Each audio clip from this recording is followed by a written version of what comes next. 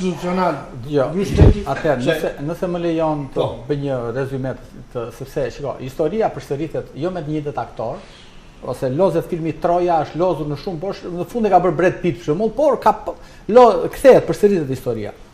Ki parasysh një gjë, di si jemi në çfarë gjendje jemi tamam si në 45-ën ku Omer Nishani ishte president kukull.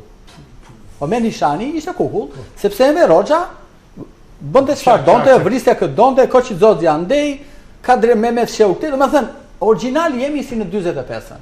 Dhe Edi Rama po kërkon që ta eliminoj fare presidentin e Republikës. Unë kam qenë me presidentin e Republikës që në momentet e para kur e ka ngritur këtë shqetësim, sepse jo të gjithë shqiptarët e kuptojnë teknikisht çfarë po ndodh me kapjen e sistemit drejtësisë.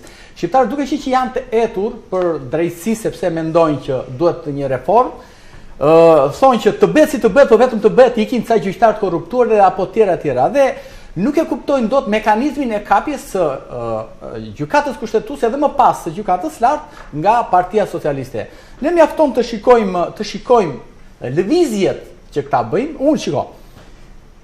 Nëse do shikojmë me kujdes që në 2013 deri sot të gjitha ligjet kryesore, duke filluar që nga ligji i kthimit pronave, domethënë të gjitha ligjet që ka bërë mirator parlamenti i Shqipërisë kanë qenë ligje antikushtetuese. Dhe të gjitha ato sot janë në Strasburg. Të gjitha sot janë në Strasburg. Pse po ndodh? Kemi KÇK për shembull, këtë ligjin anti-KÇK tani.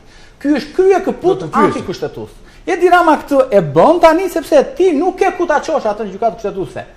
Dhe e kupton tani, domethënë, të gjitha veprimet e këtyre janë të mirë menduara të shfrytëzojmë këtë boshllokun që nuk ka gjykatë të lartë dhe gjykatë kushtetuese dhe ne të kapim shtetin. Duke kapur shtetin, kapim dhe presidenti i Republikës, këta e di se kanë bërë kushtetutën si rregullore ndërmarrje. Kushtetuesa e Shqipërisë sot është bërë si rregullore ndërmarrje. Presidenti i Republikës në Shqipëri po i hoqën edhe po miratuan, domethënë kaloi edhe ligji për betimin e gjyqtarëve e tjera, presidenti i Republikës është kot. Është një rrogtar që të shkon në zyrë dhe kthehet në darkë në shtëpi. Domethënë kjo është fuqia e presidentit të Republikës.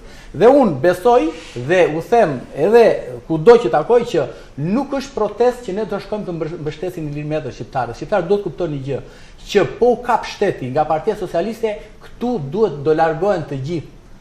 Do largohen të gjithë shqiptarët. Sepse mua më të merron fakti që në atë parlament, në atë komision të ligjeve, ti nuk ke jurist të mirëfillt dhe të gjitha ligjet që propozojnë në komision të ligjeve, që kalojnë në komision të ligjeve, janë ligje antikushtetuese.